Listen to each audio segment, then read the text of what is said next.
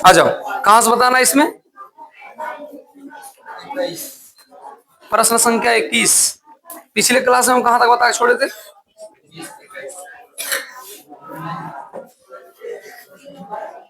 पिछले क्लास में हम कहां तक प्रश्न बताए थे? 20 तक। एक्सरसाइज 15 के 20। चलिए बहुत बढ़िया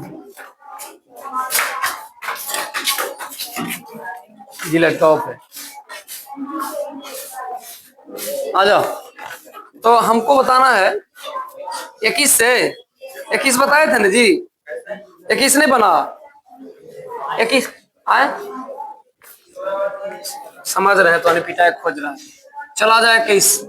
कह रहा है एक भवन में 10 बेलनाकार स्तंभ है। सुनिए ध्यान से, एक भवन में 10 गो बेलनाकार को बाबू स्तंभ है। स्तंभ माने क्या होता है? हमारी बात सुन रहे हैं? स्तंभ माने क्या होता है? पाया। कह 10 गो बेलनाकार स्तंभ है, स्तंभों को रंगवाना है। स्तंभ को कुछ करना है, पेंट करवाना है, रंगवाना है। यदि प्रत्येक स्तंभ का व्यास, प्रत्येक स्तंभ जो है उसका व्यास कितना है? व्यास बराबर 50 सेंटीमीटर। व्यास कितना सेंटीमीटर? उसकी ऊंचाई, अच्छा बताओ त्रिज्या कितना होगा? त्रिज्या कितना होगा? 50/2 यानी कितना? चलो आर बराबर 25 सेंटीमीटर। सबको दिख रहा है? दूसरा प्रोसेस में क्या बोला? इसकी ऊंचाई 4 मीटर है। अच्छा ऊंचाई कितना बाबू? 4 मीटर। ध्यान देना पड़ेगा, यहाँ सेंटीमीटर, यहाँ मामला गड़बड़ है ना। चाहे तो कर देंगे मीटर में या तो कर देंगे फिर सेंटीमीटर में, दोनों के एक रहना है तब जाकर सेट होगा मामला। 50 पैसे प्रति स्तंभ को दर से रंगवाना है। अब समझो मेरी बात को, एक स्तंभ में 10 बेलनाकार स्तंभों को रंगवाना। यदि प्रत्येक स्तंभ का व्यास 4 सेंटीमीटर है, ऊंचाई 4 मीटर है, 50 और 4 है, तो सबसे पहले एक पाया के बारे में निकालेंगे। काहे रे मुड़ी उड़ी पटक ले। सबसे पहले एक पाया को निकालेंगे। बताओ एक पाया को रंगवाना है, रंगवाने के लिए क्या निकालना पड़ेगा? पूर्ण पृष्ठ की वक्र पृष्ठ। बताओ जल्दी। पाया है तो भरावट होगा, भरावट होगा तो चारों तरफ अंदर बार थोड़ी करेंगे, चारों तरफ करेंगे। इसको कब कहेंगे? वक्र पृष्ठ। तो लिखेंगे बेलनाकार स्तंभ के वक्र पृष्ठ इक्वल टू, बेलनाकार के वक्र पृष्ठ इक्वल टू, फार्मूला क्या होता है? 2πr/h। 2πr/h। अब गौर समझना, 2 पे 2 करो, पाई के मान 22/, आर के मान कितना बाबू? 25 सेंटीमीटर, और एच का मान कितना?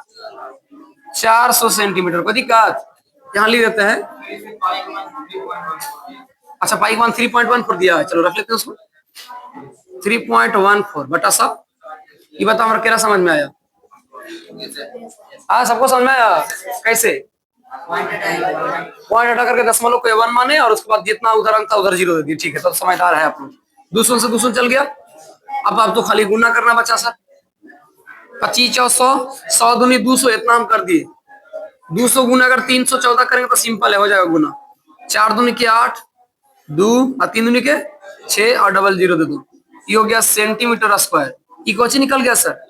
एक स्तंभ के लिखेंगे, चूंकि एक स्तंभ की सतह का क्षेत्रफल 628/00 सेंटीमीटर स्क्वायर है, इसलिए कै गो ऐसा स्तंभ है बाबू? 10 स्तंभ की क्षेत्रफल क्या? 10 स्तंभ की क्षेत्रफल इक्वल टू क्या होगा? 628/00 और गुने 10। जब गुना करेंगे तो आ जाएगा कितना? 28/000 सेंटीमीटर स्क्वायर आ गया। कुछ ही आ गया सेंटीमीटर, सेंटीमीटर स्क्वायर में। अब सवाल एक और यहाँ पर है, सर ये सेंटीमीटर स्क्वायर आ गया, हमको करना क्या इसमें? तो कहा ना कि अब इस क्षेत्रफल निकाल गया ना, खर्चा निकालना है खाली। वो तो मीटर में होगा। अच्छा मीटर में करके फिर खर्चावा, जो खर्चावा कैसे दिले से पता चलेगा। 50 पैसे प्रति वर्ग मीटर, यानी सीधा कर रहा है, इसको मीटर में चेंज करो। लिखेंगे क्योंकि देखो बात क्या वही हो गया क्या? अच्छा एक और निकाल के दो तो।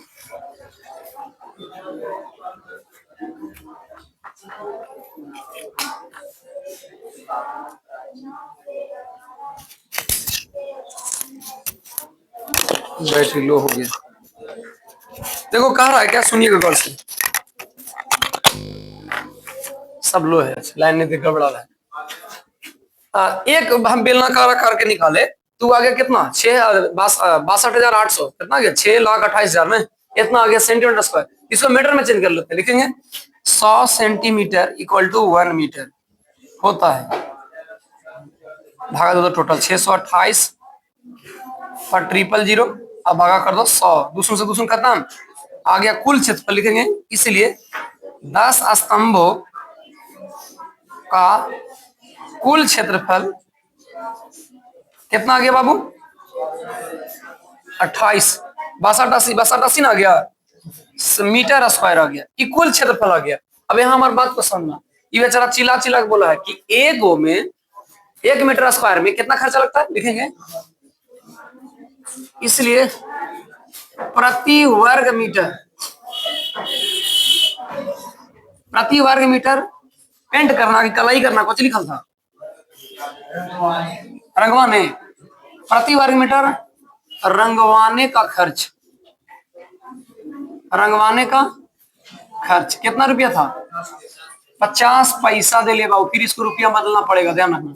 इसलिए यहाँ चूंकि लिखना पड़ेगा पहले, चलो लिखेंगे। इसलिए टोटल कितना क्षेत्रफल हो गया 6280 वर्ग मीटर। रंगवाने का खर्च क्या होगा, रंगवाने का खर्च तो क्या हो जाएगा सर 6280 गुने 50। अच्छा पैसा में तो देगा नहीं, इसलिए रुपया में कर दिए। रुपया में करने के लिए क्या करना पड़ेगा 100 से भागा, हम दे दिए 100 से भागा। 50 दूनी के 3140, देखो तो 140 रुपया है ना 31.40। अच्छा ठीक है, लेकिन 31.40 होने देना चाहिए।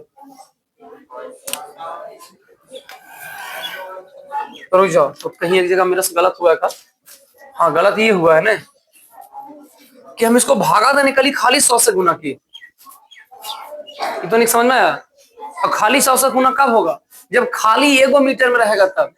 यहाँ मीटर स्क्वायर है, सॉरी सेंटीमीटर स्क्वायर है, तो 2 बार ना 100 से भाग देना पड़ेगा। देखिए सेंटीमीटर स्क्वायर का मतलब कुछ हुआ, ये सेंटीमीटर 2 बार गुना होले, तो हमको भी तो 2 बार मीटर में करना पड़ेगा। जैसे आपको कहा देगा 400 सेंटीमीटर, तो कितना मीटर होगा, तो कहेंगे सर 100 से भाग दिए 4 मीटर। आपको कहेगा कि 400 सेंटीमीटर स्क्वायर है, तेरा डबल बार देना पड़ेगा क्योंकि 2 बार लिखा है।